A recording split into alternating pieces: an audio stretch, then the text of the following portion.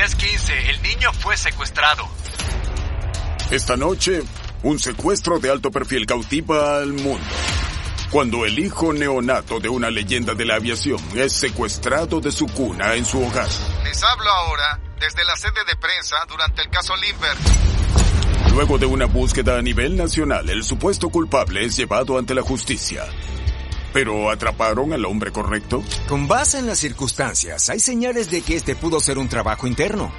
Revelaremos las principales teorías que rodean al que ha sido llamado el crimen del siglo. ¿Cómo pudo haber tenido éxito esto sin que alguien tuviese conocimiento interno? Hay al menos 2 o más cómplices que nunca recibieron atención alguna. ¿Por qué estaba tan involucrado el Dr. Condon? ¿Tuvo algo que ver? ¿Podría nueva evidencia finalmente revelar la verdad tras esta tragedia? La supuesta confesión decía: yo, y no Richard Hauptmann, soy el secuestrador del bebé Lindbergh. ¿Quién es realmente responsable por el secuestro del bebé Lindbergh?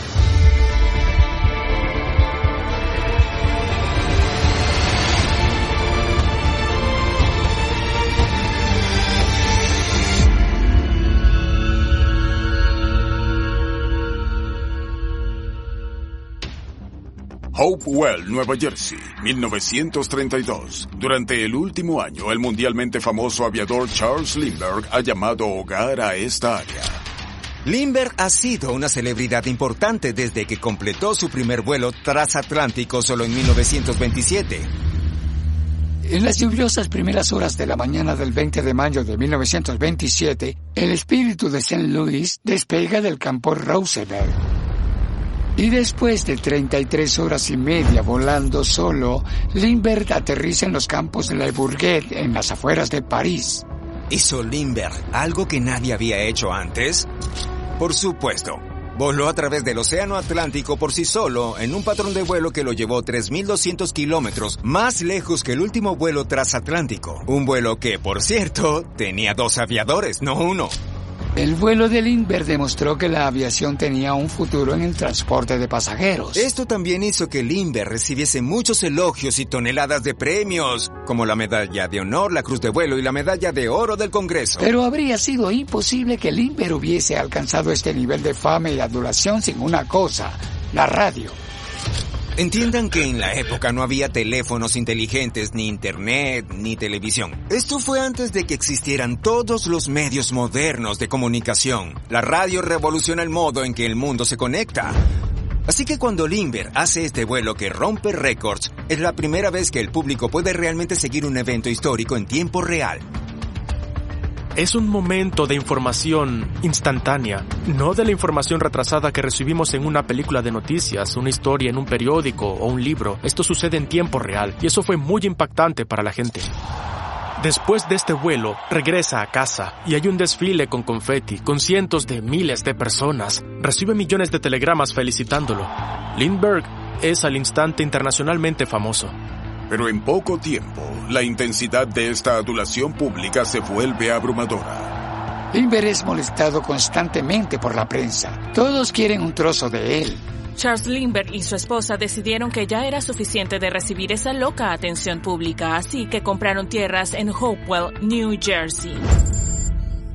Compran un lote remoto de 240 hectáreas donde planean construir una granja que será su hogar principal y también de su hijo de 20 meses, Charles Jr. La construcción de su nueva casa comienza en marzo de 1931, pero los Lindbergh están tan ansiosos y deseosos de abandonar Nueva York que deciden mudarse a la casa antes de que esta esté terminada y comienzan a quedarse allí algunos días. Además de Charles, Ann y Charles Jr., está la niñera Betty Gao, su mayordomo Ollie Watley y la esposa Elsie viviendo en la casa con ellos.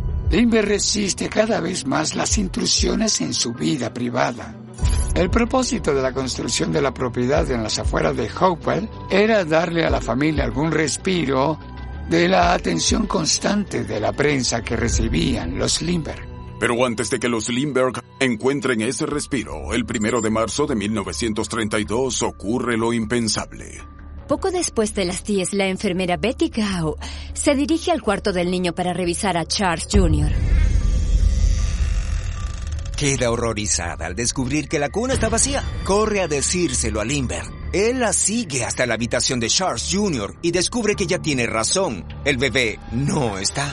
El personal de la casa comienza de inmediato a revisar la propiedad. Revisaron toda la casa y mientras buscaban, Charles Lindbergh encuentra algo que confirma su temor más profundo y oscuro. Cerca de la ventana de la habitación de su hijo encuentra un sobre. Hay un problema. Con esta ventana en particular, está torcida, lo que significa que no cierra correctamente, el cerrojo no conecta, así que es el único modo en que podrías entrar a la casa sin una llave. Era una ventana en el segundo piso, no era una ventana a la que solo podías acercarte a la casa y entrar por ella. En el sobre hay una nota mal escrita y con errores ortográficos que exige $50,000 por la devolución del bebé. Pedían un rescate. La nota dice, querido señor, tenga $50,000 listos. $25,000 en billetes de $20, $15,000 en billetes de $10 y $10,000 en billetes de $5. Después de 2 a 4 días le informaremos dónde entregar el dinero. Le advertimos que no haga nada público ni notifique a la policía. El niño está en buenas manos. Al final de la nota, los secuestradores dejan una críptica firma. Pusieron una imagen al final de 2 círculos entrecruzados, un par de líneas ondulantes y 3 hoyos perforados. Es un patrón muy extraño. El autor de la carta, de hecho, dice que ese símbolo en particular le hará saber que es una correspondencia auténtica de él y de nadie más. Como si fuese algún tipo de código secreto para verificar que las cartas son genuinas y que escalofriantemente habría muchas más cartas. Fue como si los secuestradores dijesen, este es solo el comienzo. Al revisar la propiedad, Lindbergh y su mayordomo Ollie encuentran algunas pistas adicionales. También hay algunos restos de madera de una escalera rota bajo la ventana y también encuentran un par de huellas lodosas. Para las 10:30 p.m., un pequeño ejército de oficiales de policía llega y comienza a investigar. La policía comprende que tienen muy poco para continuar. No tienen huellas digitales, no tienen testigos oculares. Y estás en medio de la nada, en realidad en una propiedad enorme. Cuando hablamos de su investigación, ¿por dónde querrías comenzar? ¿En el interior? Por supuesto. Es natural comenzar con los más cercanos al crimen, y basados en las circunstancias hay señales que podrían indicar que este pudo haber sido un trabajo interno. Primero, la precisión del secuestro y el modo en que ocurrió son un poco sospechosos. Es como si la persona o personas supieran exactamente a dónde ir, pero ¿cómo? Con base en la escena exterior, las huellas y la madera de la escalera rota, parece que quien se hubiese llevado a Charles Jr. sabía dónde estaba la ventana, la que conducía directamente al cuarto del niño. También sabemos que Charles y Ann estaban despiertos en el momento del secuestro, así que es imposible que alguien estuviese afuera moviendo una escalera de una ventana a otra intentando forzarlas todas antes de encontrar la correcta. ¿Los habrían oído? Hay un perro. El perro no ladra. Hay un bebé. Los bebés lloran, pero este bebé no lloró. Así que existe la sensación general de que alguien que conocía a la familia tenía que estar involucrado. La condición del cuarto del bebé también es sospechosa. Las sábanas del bebé después de llevarse a Charles Jr. no solo las dejaron en la cuna, de hecho las doblaron muy cuidadosamente y las colocaron en una repisa cercana. ¿Por qué un extraño que está secuestrando al bebé de Charles Lindbergh se molestaría en hacer eso? Parece más la rutina de alguien que está en la casa y hace eso frecuentemente. Las autoridades decidieron que el secuestrador tuvo que haber tenido conocimiento interno del cronograma. Los Lindbergh son criaturas de hábito. No van a la casa de campo todo el tiempo. Van allí los fines de semana y se marchan el lunes. Pero Charles Jr. fue secuestrado el 1 de marzo, que fue un martes. Se quedaron un día más en la casa porque el bebé tenía un resfriado y pensaron que el aire campestre, el aire fresco sería bueno para el bebé. Y surge la pregunta, ¿cómo sabría eso una persona cualquiera? Así que si esto es un trabajo interno, tus primeros 3 sospechosos deberían ser obvios, los miembros del personal de los Lindbergh. Tienes a Betty Gao, tienes al mayordomo Ollie y su esposa Elsie. Los Watley habían estado con los Lindbergh todo el fin de semana, así que básicamente tenían coartadas. Ollie estaba en su cama y Elsie estaba abajo en la cocina haciendo limonada. Pero la niñera Betty Gao acababa de llegar esa tarde. ¿Tuvo tiempo para planear un secuestro? La policía la interroga de inmediato. Según la declaración de Betty del 1 de marzo, Ann llama a Betty y le pide que vaya el fin de semana a la propiedad y Betty accede a pesar de que tenía planes para ese momento con su novio Henry Red Johnson. Betty dice que llamó a su novio para cancelar sus planes porque debía ir a trabajar. La policía interroga a Johnson y este respalda la historia de su novia. Sin embargo, en el auto de Johnson encuentran una botella de leche. Esa botella de leche es muy sospechosa para la policía. Se preguntaban, ¿esto está allí para alimentar al bebé? Hay algunos teóricos que sugieren que cuando Betty Gao llamó a su novio para cancelar sus planes, eso no fue realmente lo que hizo. De hecho, la llamó para informarle que sí, que debían secuestrar al bebé. Aparte del biberón, la policía no tiene evidencia que implique a Johnson o a Betty Gao. Limber interviene para evitar que la policía realmente interrogue y presione a los sirvientes en su propia casa, en quienes confía ciegamente. Y eso significó que Betty Gao no fuese investigada más a fondo. Esa línea de investigación se enfría, pero entonces encuentran otra. Cuando el hijo neonato del famoso aviador Charles Lindbergh es secuestrado el 1 de marzo de 1932, esto crea un escándalo mediático sin precedentes. Actualmente es un cliché llamar a algo el crimen del siglo, pero este realmente lo fue. Este fue uno de los mayores casos, no solo en Estados Unidos, sino en el mundo. Tenemos un boletín que dice lo siguiente. La noticia del secuestro se filtra casi de inmediato y los periodistas acuden a la propiedad de Lindbergh. Es un manicomio. Por supuesto, todos quieren ayudar. Una de las personas que desean brindar su experiencia criminal, en este caso, es el propio gángster Al Capone, quien actualmente reside en la cárcel del condado de Cook. Ofrece sus contactos criminales y pandilleros para ayudar a la policía a encontrar al bebé de Lindbergh, si solo lo liberan temporalmente de prisión. La policía no acepta la oferta de Al Capone. Eso era una indicación de cuánto se había extendido esta historia. Les llegaba a todos. Al Capone, sentado en una celda de Chicago, se entera de esta noticia solo 12 horas antes de que ocurrió. Tengan en cuenta de que no hay internet en esa época. Pero también recordemos que la nota de rescate decía específicamente que no hicieran de esto algo público ni involucrasen a la policía. ¿Toda esa atención mediática está poniendo en peligro la vida del niño? Los Lindbergh pronto reciben la respuesta a esa pregunta. El 6 de marzo llega otra nota de rescate. Y sigue el patrón de la primera nota de rescate. Tiene la misma caligrafía, la misma firma, con las líneas ondulantes. Y tiene los 3 agujeros, pero en tono más amenazador. Y comienza diciendo, querido señor, le advertimos no hacer nada público. Ahora debe aceptar las consecuencias.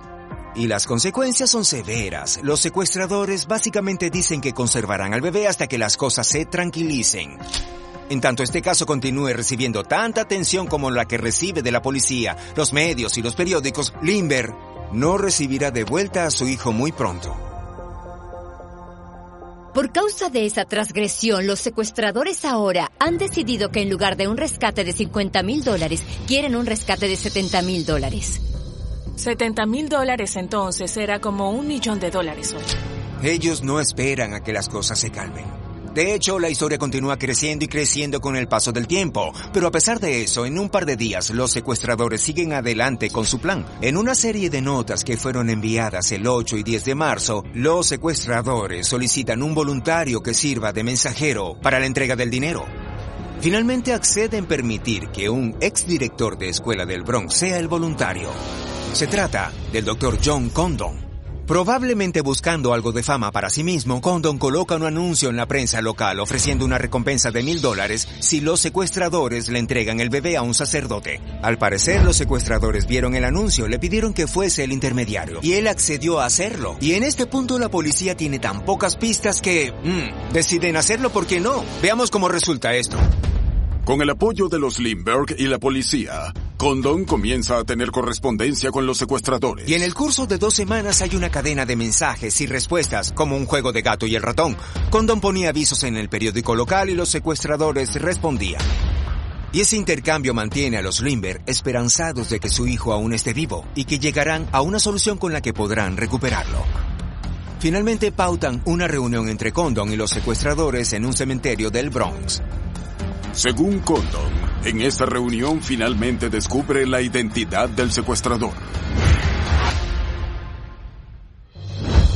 Condon dice que se reunió con un hombre que se hacía llamar John, a quien los medios y la policía pronto apodarían Cementerio John. Cementerio John le dice a Condon que es parte de un grupo de marinos escandinavos. El bebé está siendo cuidado por esos marinos en un barco. Dice que el bebé está a salvo y que deben hacer un intercambio por el dinero del rescate. Este Cementerio John tiene 30 o 35 años, de contextura atlética, 1,75 m. Basados en los datos, la policía prepara un retrato hablado de Cementerio John. Tenía piel clara, cabello claro, mentón puntiagudo y hablaba con acento escandinavo. Mientras tanto, durante la reunión, Condon sabiamente les pide a los secuestradores prueba de que tienen al bebé. El 16 de marzo, Condon recibe la prueba. Cementerio John promete enviar alguna evidencia. Lo que aparece en la casa de Condon es un traje de dormir gris con el que estaba durmiendo Charles Jr. la noche que fue secuestrado. En ese momento varias cosas ocurren en rápida sucesión. Hay varios intercambios entre Condon y los secuestradores intentando regatear sobre lo que debía ser el rescate real. Condon y los secuestradores finalmente acuerdan la suma original de $50,000. La policía decide usar certificados de oro para pagar el rescate. Esta de hecho fue una jugada astuta de las autoridades. Esos certificados de oro tienen un mismo valor que los dólares, pero los últimos 70 años, los Estados Unidos han vinculado su divisa a lo que era en la época el estándar del oro. Eran dinero de curso legal, pero eran un poco más únicos. La idea que tuvo la policía era que si pagaban el rescate con esos certificados, ya que había tan pocos de ellos en circulación, ahora si eran gastados serían más fáciles de rastrear. Pero todo ese plan tendría que ocurrir luego. Por ahora, los Lindbergh solo les importa recuperar a su bebé y creen firmemente que esta será la noche en que eso sucederá. El 2 de abril de 1932, John Condon va a intercambiar el dinero con el secuestrador. En el intercambio, el secuestrador le da a John Condon una carta y luego desaparece con el dinero. La carta dice que el niño está en un barco llamado el Nelly. El Nelly es un bote pequeño de unos 28 pies. Hay 2 mujeres en él que al parecer no saben nada. Simplemente fueron contratadas para vigilar a un bebé. Y podían hallar ese bote entre Horsenet Beach y Gay Head, cerca de Elizabeth Island. Y cuando Condon comparte esa información, la policía se apresura a la marina en Martha's Vineyard para hallar ese bote. Deben entender que la policía intentaba llegar allí lo más pronto posible porque, piénsenlo, si eres el primer policía en encontrar al bebé secuestrado de Charles Lindbergh, tienes garantizado ser un héroe. La policía llega a esta marina y revisan cada rincón y cada bote. Nunca encuentran el Nelly y el bebé Lindbergh nunca es hallado. Lo que ocurre con esta teoría de la pandilla escandinava y todo eso es que asumieron que recuperarían al bebé, y eso no fue lo que ocurrió. Y esto realmente establece un nuevo tono, creo, en relación con toda esta experiencia, porque ahora todos están mucho más preocupados por el destino de Charles Jr.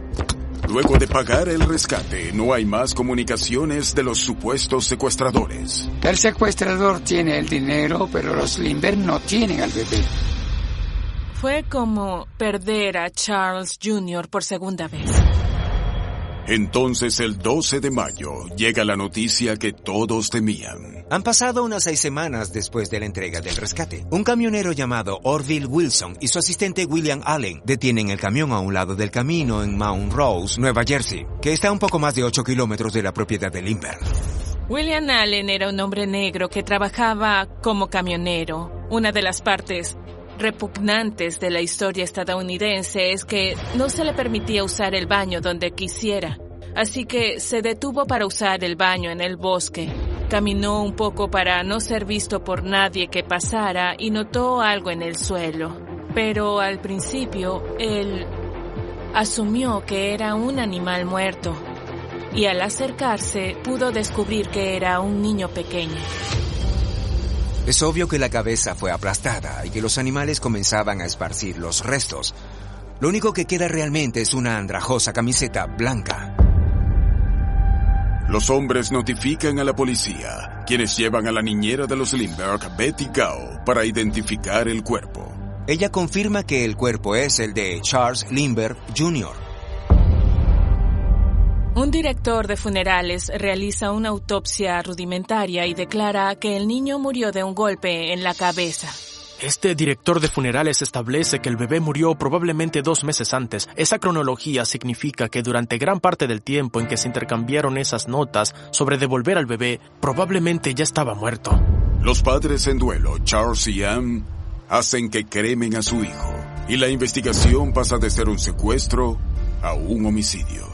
Naturalmente esto señala un cambio enorme para la policía, porque si este niño murió la misma noche que fue secuestrado, eso los lleva de nuevo al principio. Y en este caso, el principio significa que tal vez su instinto inicial fue correcto todo el tiempo. Tal vez este fue un trabajo interno. En mayo de 1932, el caso del bebé desaparecido Charles Lindbergh Jr. se convierte de secuestro en homicidio. La policía confiaba en que un hombre llamado Cementerio John estaba involucrado. Él y un grupo de cómplices enviaron notas de rescate y finalmente recibieron $50,000. Una vez pagado el rescate, Cementerio John desaparece y encuentran el cuerpo de Charles Jr. y descubren que, al parecer, murió la misma noche del secuestro. Sin ninguna pista nueva, la policía encuentra su atención en los parientes de los Lindbergh. La pregunta pendiente es por qué el bebé Lindbergh fue el blanco para empezar, y por qué un martes cuando los Lindbergh usualmente no estaban allí, y cómo supo el secuestrador por cuál ventana entrar. Mientras los investigadores recorren una lista de amigos, familiares y relaciones de los Lindbergh, finalmente encuentran a alguien cuya historia no parece concordar, y de inmediato la etiquetan como sospechosa. La policía estatal de Nueva Jersey interroga a una trabajadora doméstica llamada Violet Sharp. Sharp es una inmigrante de Inglaterra de unos 20 años que trabaja para la madre de Anne en su casa, sirviendo las comidas, lo que significa que trabaja para la abuela del bebé. Cuando comienzan a interrogarla, Violet se pone muy nerviosa. No quiere responder las preguntas. A veces es un poco beligerante. Es obvio para los oficiales que está siendo evasiva. ¿Pero por qué? Y su historia sigue cambiando. Al principio dice que tuvo una cita a ciegas la noche del secuestro, pero no puede recordar el nombre de su cita o de la persona con la que estuvo. Afirma que fue al cine, pero no puede recordar a cuál. Y más tarde afirma que fue a una taberna de carretera y no al cine. La policía decide investigar mejor a la señorita Sharp. Así que le piden sus estados de cuenta bancarios y sus registros financieros para ver si ha habido algún depósito grande que hayan hecho. También le piden que acuda para dar una declaración oficial de su paradero durante el día del secuestro. La presionan tanto porque están convencidos de que Violet Sharp debe saber algo. Así que la policía pauta varias entrevistas con Violet Sharp. Y en la última, ella simplemente no asiste. Y comienzan a pensar, ¿está huyendo? ¿Algo la asustó? ¿Dónde está? Tristemente, el 10 de junio, un mes después de descubierto el cuerpo del bebé Lindbergh, el cuerpo de la señorita Sharp es descubierto. Finalmente, se suicidó comiendo pulimento de plata. Después de su muerte, los investigadores de hecho pueden comprobar su coartada para la noche del 1 de marzo. Resulta que ella sí tuvo una cita, después de todo. Finalmente, todos los miembros del círculo interno de los Lindbergh son interrogados y descartados como sospechosos. Todos, excepto uno, el propio Charles Lindbergh. Actualmente, cuando tenemos cualquier tipo de crimen que involucre a un niño o una familia, los familiares son los primeros sospechosos, en especial en un secuestro. Las primeras personas que investigaría serían los padres. En 1932 nadie iba a cuestionar a Lindbergh o a imaginar que el héroe de la época tuviese algo que ver con un hecho tan psicopático como el secuestro de su propio hijo. Una de las cosas que ocurren con el tiempo es que la gente que piensa en el crimen comienza a notar cosas extrañas en el comportamiento de Lindbergh. Comienzan a surgir teorías de que tal vez Lindbergh está involucrado de algún modo. Lindbergh tenía una influencia tremenda sobre los investigadores involucrados en este caso. De hecho, según una historia, cuando la policía llegó a su casa, Lindbergh estaba parado afuera con un rifle y les dijo, si alguien me desobedece, recibirá un disparo. Y la única declaración que da Lindbergh es un relato de una página en el que realmente no puede comprobar su propio paradero el día antes del evento. Lindbergh tenía conexiones muy fuertes con la policía estatal de Nueva Jersey y está documentado que quería que ellos se encargasen. Algunos dicen que Lindbergh deseaba controlar la investigación. Y aquí hay otro detalle curioso. Cuando la policía intentó copiar los números de serie de esos certificados de oro, Lindbergh objetó firmemente.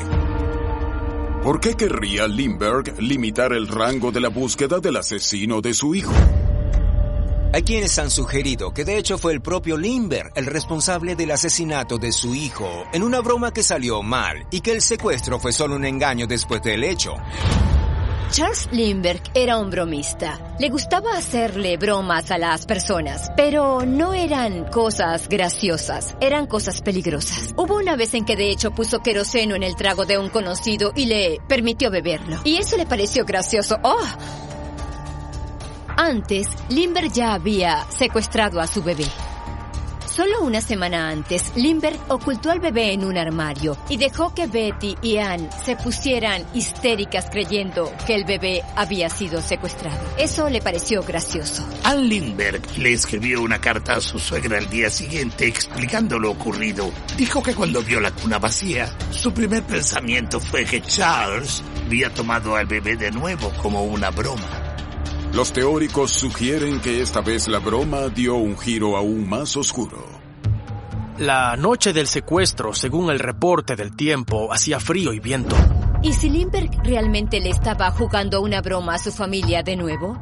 ¿Y qué tal si, en el curso de esa broma, de hecho cayó por las escaleras o algo peor, dejó caer al bebé?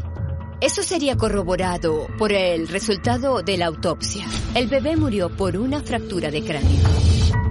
Y Lindbergh ordenó que los restos del niño fueran cremados. Nunca se realizaron pruebas toxicológicas, no hubo exámenes adicionales. Él inventó una historia de secuestro para encubrirlo y salvar su propia reputación. Pero algunos creen que no fue un accidente.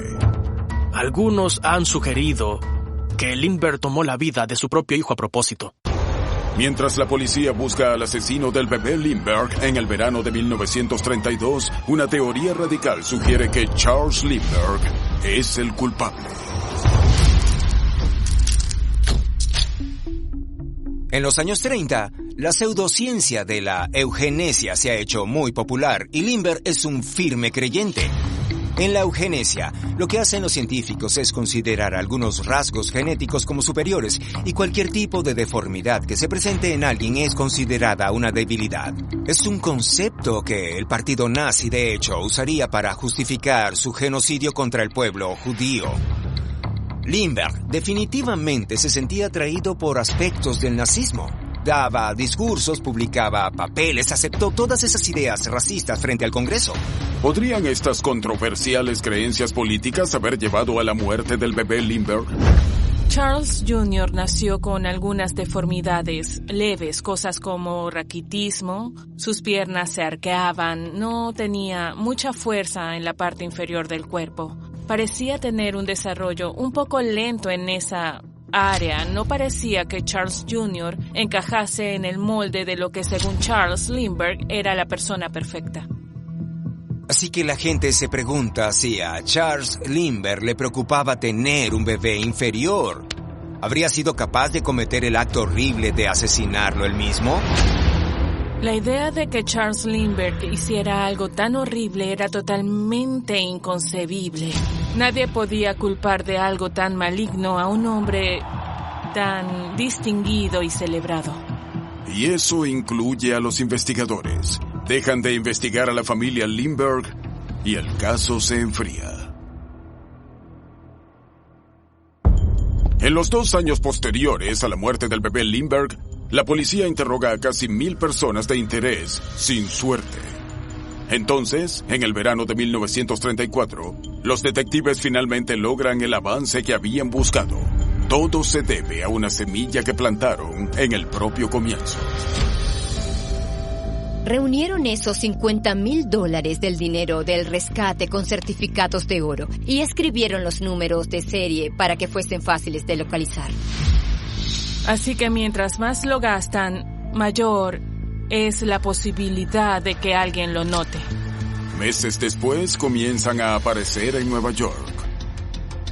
Toma un tiempo descubrir exactamente dónde están siendo gastados los billetes, pero cuando lo hacen, descubren que es en una ruta específica. Están siendo gastados a lo largo del subterráneo de la avenida Lexington. Este subterráneo conecta el Bronx con el lado este de Manhattan. Uno aparece en el banco de ahorros de East River, otro en el teatro Lowe's de Sheridan Square, otro proviene de una tienda de abarrotes en el vecindario de Yorkville y otro de la tienda de zapatos Exquisite.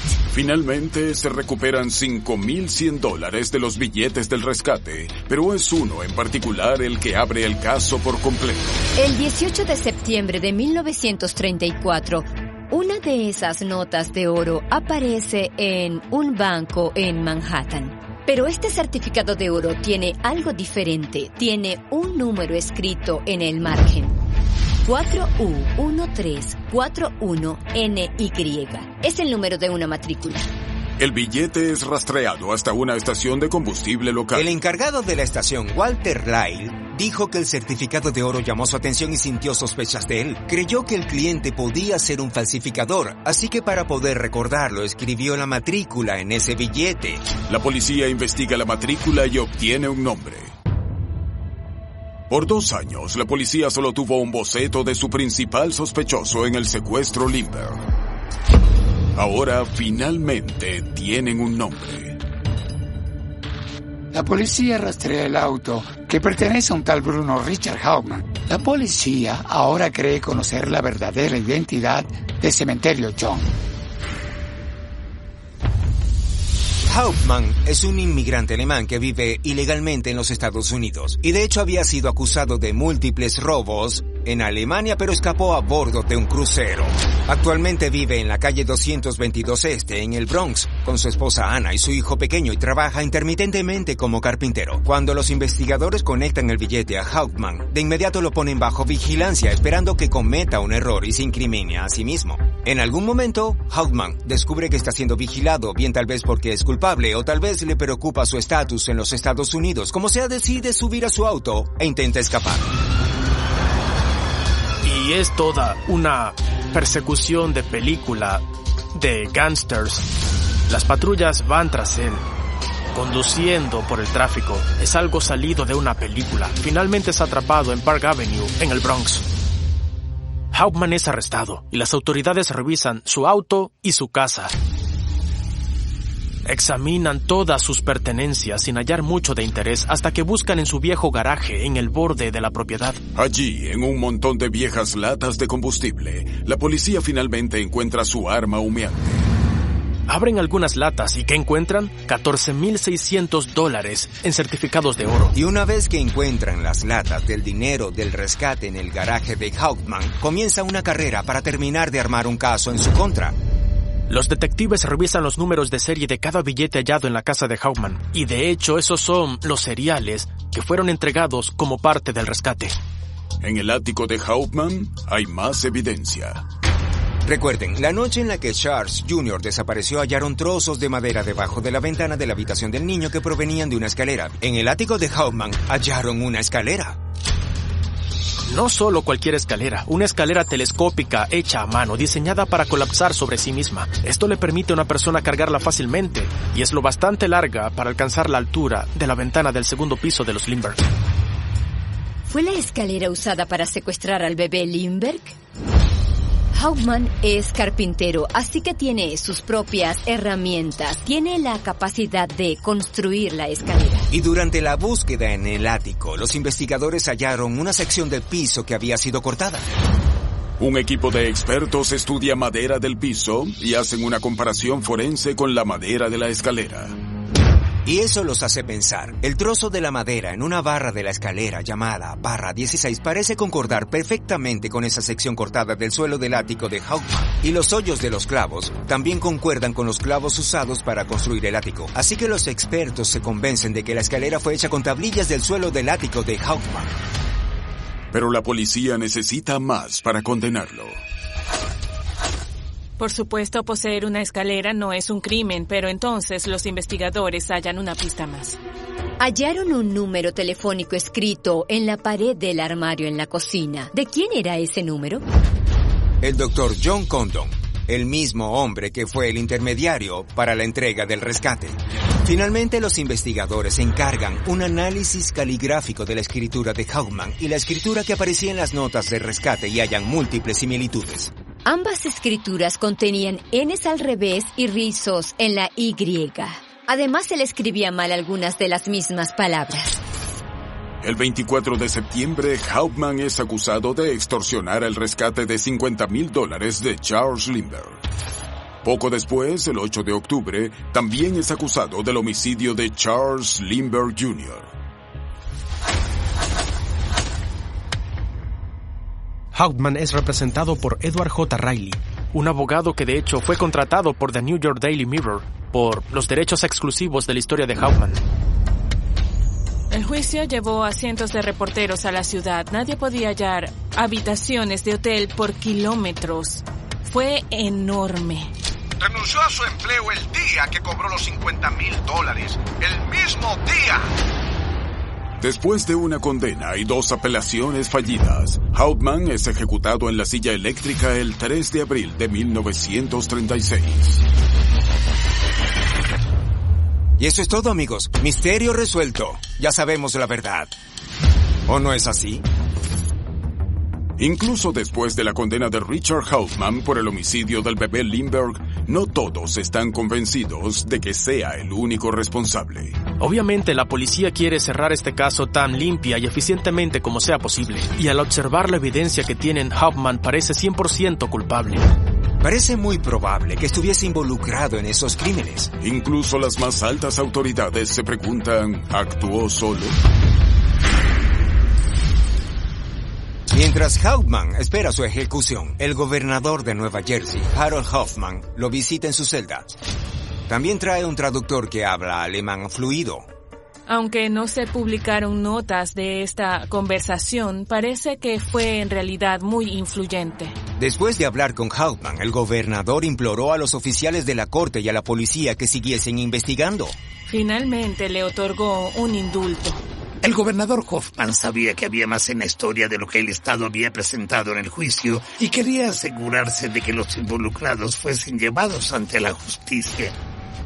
Como sabemos, claro, esa solicitud del gobernador no fue concedida y Hauptmann cargó con la culpa como el único perpetrador del crimen. Hoffman no concedió ningún indulto más y fue ejecutado 4 años después del secuestro. Por las siguientes 6 décadas, la culpabilidad de Hauptmann es generalmente aceptada junto a la idea de que actuó solo. Entonces, en 2003, un archivista de la Policía Estatal hace un asombroso descubrimiento. Guardada allí en el archivo, hay una tabla con una confesión escrita en ella. Está escrita en alemán, pero se traduce como «Fui uno de los secuestradores del bebé Lindbergh, no Bruno Richard Hauptmann». Y continúa diciendo que parte del dinero del rescate estaba enterrado en la ciudad de Summit. Lo que es más intrigante aún es que hay una serie de hoyos de tornillos, como la pata de una mesa o un sujetador que fue removido con un gran círculo alrededor. Y cuando se hizo la comparación con la nota de rescate, esos hoyos se alineaban perfectamente con los hoyos hallados en esas notas de rescate. La tabla al parecer fue reportada a la policía estatal en 1948. Un hombre la halló sujeta al fondo de una mesa que había comprado recientemente. Así que las autoridades no tomaron esto en serio, porque había docenas de confesiones. Docenas de personas habían dicho estar involucradas, y en algunos casos que de hecho eran el bebé. Se comparó la escritura de Hauptmann y la que estaba en la madera, y no concordaban. Si Hauptmann no lo escribió, ¿quién lo hizo? En 2012, el autor Robert Zorn ofrece una posible pista sobre quién pudo haber escrito esta nota. En su libro Cementerio John, reporta que su padre, Eugene, pudo haber presenciado a Hauptmann conspirando con 2 hombres en 1932. Cuando niño en el Bronx, Eugene vivía junto a un tal John Knoll. Y un día en un parque de diversiones, Eugene afirma haber visto a John Knoll junto a su hermano menor Walter y a Hauptmann en el parque de diversiones hablando en voz baja en alemán planeando algo. Reconoció las palabras Bruno, que era el primer nombre de Hauptmann, y la palabra Englewood, que era el suburbio donde vivía la familia Lindbergh en Nueva Jersey. Zorn reúne algunos detalles más para su historia también. John Knoll era coleccionista de estampillas, y las notas de rescate de Lindbergh usaban una variedad de estampillas antiguas. Y la residencia de Knoll en el sur del Bronx estaba en la misma ruta del subterráneo de la avenida Lexington en la que se gastaron los certificados de oro. Si observan el boceto, Knoll y Cementerio John muestran un asombroso parecido.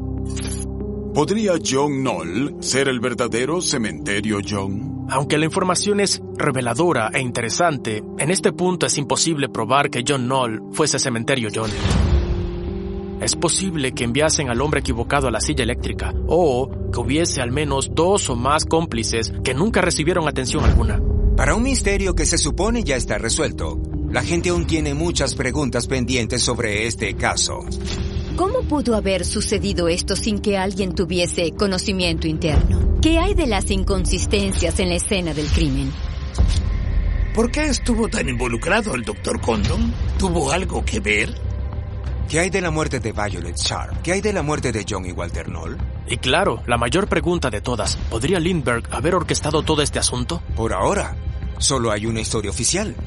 Al menos hasta que aparezca una nueva pista. Hasta ahora, menos de 20,000 de los 50,000 dólares originales de rescate pagados a Cementerio John han sido recuperados. Si el resto aparece alguna vez, ¿estará vinculado a Hauptmann? ¿O señalará a un nuevo sospechoso? Soy Lawrence Fishburne. Gracias por ver Grandes Misterios de la Historia.